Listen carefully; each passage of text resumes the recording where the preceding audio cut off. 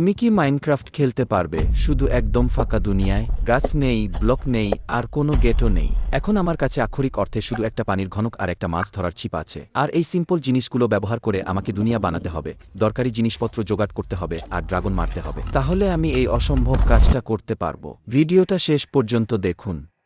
আচ্ছা, চ্যালেঞ্জটা শুরু করলাম। আর যেমন দেখছেন, চারপাশ একদম ফাঁকা আর শুধু এই ব্লকটাই আছে, এবং একটা ছোট ভুলি অতীতে বড় সমস্যা ডেকে আনতে পারত। এখন আমি যা করতে পারি তা হলো মাছ ধরা। আমি ছিপ দিয়ে মাছ ধরতে থাকলাম যতক্ষণ না এই দরকারি জিনিসটা পেলাম। ওহ, সুতা পেলাম। আমি জানি তুমি বলতে পারো, তুমি সিরিয়াস নাকি? এটা তো শুধু একটা সুতা। তাহলে এই ফাঁকা দুনিয়ায় এটা তোমার কি কাজে লাগবে? আমি বলতে চাই বন্ধু, যদি এই ছোট্ট জিনিসটা না থাকতো তাহলে এই চ্যালেঞ্জটা অসম্ভব হয়ে যেত। এখন আমি যদি 4টা সুতা জোগাড় করতে পারি তাহলে একটা উলের ব্লক বানাতে পারবো। কিন্তু ছোট সমস্যা হলো, ছিপ থেকে সুতা পাওয়ার সম্ভাবনা মাত্র 0.5%। মানে প্রায় আমাকে 200 বার মাছ ধরতে হবে একটা উলের ব্লক পাওয়ার জন্য। তাহলে এখন মাছ ধরব যতক্ষণ না 3টা অতিরিক্ত সুতো পাই। আমি তোকে আক্ষরিক অর্থে 20 দিন ধরে মাছ ধরতে বসিয়ে রেখেছিলাম 6টা সিরিঞ্জ পাওয়ার জন্য। তাহলে চল প্রথম ব্লকটা বানাই।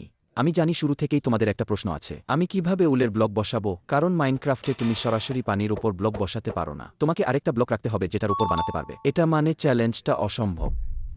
আচ্ছা, ভাগ্য ভালো বন্ধু, ফিশিং রড দিয়ে যে আইটেমগুলো পাওয়া যায় তার মধ্যে একটা আছে যেটা তুমি সরাসরি পানির উপর রাখতে পারো। ঠিক আছে, আমাদের যা করতে হবে তা হলো এই জিনিসটা পানিতে রাখা। ঠিক আছে, এটা নিচে নামতে শুরু করেছে। ঠিক আছে, ঠিক আছে। এখন আমি ব্লকটা ঠিক এই কোণায় বসাবো। আচ্ছা, ঠিক আছে, এই দুনিয়ায় আমাদের প্রথম ব্লক তৈরি হয়ে গেল। বন্ধুরা, আমরা একটা পানি কিউব দিয়ে এই ফাঁকা দুনিয়ায় প্রথম ব্লক বানাতে পেরেছি। এখনও অনেক পাগলাটে জিনিস আছে যা তোমরা ভিডিওতে দেখবে।